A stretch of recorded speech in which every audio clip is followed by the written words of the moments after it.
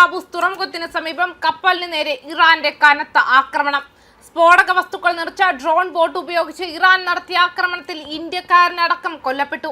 ആക്രമണത്തെ തുടർന്ന് കപ്പലിന് തീപിടിക്കുകയും വലിയ നാശനഷ്ടങ്ങൾ സംഭവിക്കുകയും ചെയ്തു. ആക്രമണ സമയത്ത് കപ്പലിൽ 16 ഇന്ത്യക്കാരാണ് ഉണ്ടായിരുന്നതെന്നാണ് വിവരങ്ങൾ. ഇതിൽ ഒരാളാണ് കൊല്ലപ്പെട്ടത്. ഇത് സംബന്ധിച്ച കൂടുതൽ വിവരങ്ങൾ പുറത്തു വരുന്നതേയുള്ളൂ. കപ്പലിൽ തീ പടർന്നതിനെ തുടർന്ന് ജീവനക്കാരെ അടിയന്തരമായി ഒഴിപ്പിച്ചു. പരിക്കേറ്റവരെ കുറിച്ചോ കൊല്ലപ്പെട്ടയാളുടെ കൂടുതൽ വിവരങ്ങളോ ഔദ്യോഗികമായി സ്ഥിരീകരിച്ചിട്ടില്ല.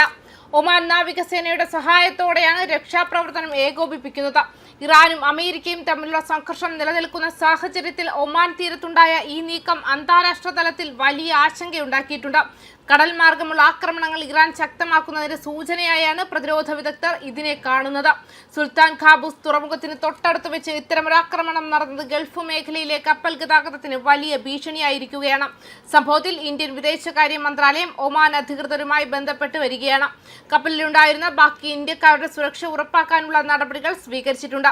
അതേസമയം ഇറാനെതിരെയുള്ള അമേരിക്ക-ഇസ്രായേൽ വ്യോമാക്രമണം അതീവ ഗുരുതരമായ മനുഷ്യാവകാശ പ്രതിസന്ധിയിലേക്കാണ് നീങ്ങുന്നത്. ആക്രമണം 2 ദിവസം പിന്നിടുമ്പോൾ മരണസംഖ്യ 555 കടന്നതായി Iranian red crescent society report ചെയ്തു. രാജ്യത്തെ 131 നഗരങ്ങൾ ഇതിനോടകം ബോംബാക്രമണത്തിന് ഇരയായിട്ടുണ്ട്. ദക്ഷിണ ഇറാനിലെ മിനാബ് പട്ടണത്തിലുള്ള ഒരു പെൺകുട്ടികളുടെ സ്കൂളിന് നേരെ നടന്ന ക്രൂരമായ ആക്രമണത്തിൽ മാത്രം 180ഓളം പേർ കൊല്ലപ്പെട്ടതായാണ് പുറത്തുവരുന്ന വിവരങ്ങൾ. പരമോന്നത നേതാവ് ആയത്തുള്ള അലി ഖമേനിയുടെ വധത്തിന് പിന്നാലെ ഇറാൻ പൊരുതി കയറുകയാണ്. യുദ്ധത്തിന്റെ പ്രകമ്പനം ലെബനനിലേക്കും വ്യാപിച്ചിരിക്കുകയാണ്. ഹിസ്ബുള്ളയെ ലക്ഷ്യം വെച്ച് ഇസ്രായേൽ നടത്തിയ വ്യോമാക്രമണങ്ങളിൽ ലെബനനിൽ 31 പേർ കൊല്ലപ്പെടുകയും 149 പേർക്ക് പരിക്കേൽക്കുകയും ചെയ്തു. ഹിസ്ബുള്ളയ്ക്കെതിരെ ശക്തമായ കരയുദ്ധത്തിന് ഇസ്രായേൽ തയ്യാറെടുക്കുന്നതായാണ് സൂചനകൾ. ഗൾഫ് രാജ്യങ്ങളിലായി ഇതുവരെ 4 മരണങ്ങൾ റിപ്പോർട്ട് ചെയ്തിട്ടുണ്ട്. ഇറാന്റെ ശക്തമായ തിരിച്ചടിയിൽ 3 അമേരിക്കൻ സൈനികർ കൊല്ലപ്പെട്ടതായി അമേരിക്ക സ്ഥിരീകരിച്ചിട്ടുണ്ട്. അമേരിക്കയുടെ ഭീഷണികൾക്ക് വഴങ്ങില്ലെന്നും യുറേനിയം സമ്പുഷ്ടീകരണം തുടരുമെന്നും പ്രഖ്യാപിച്ചുകൊണ്ട് ഇറാൻ സൈനിക നടപടികൾ കടുപ്പിച്ചു.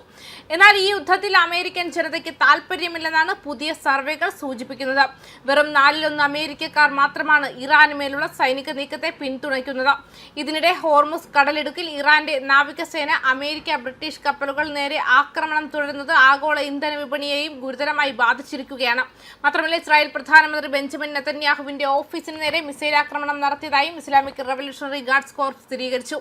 ടെല്ലവീവിലെ നെതന്യാഹുവിന്റെ ഓഫീസിന് പുറമെ ഹൈഫയിലെ സൈനിക കേന്ദ്രങ്ങളും വ്യോമസേന കമാൻഡറുകളുടെ ആസ്ഥാനവുമാണ് ഇറാൻ ലക്ഷ്യമിട്ടത്. ആക്രമണത്തിനായി അത്യാധുനിക ഖൈബാർ മിസൈലുകളാണ് ഉപയോഗിച്ചതെന്നും ഇറാൻ വ്യക്തമാക്കിയിട്ടുണ്ട്.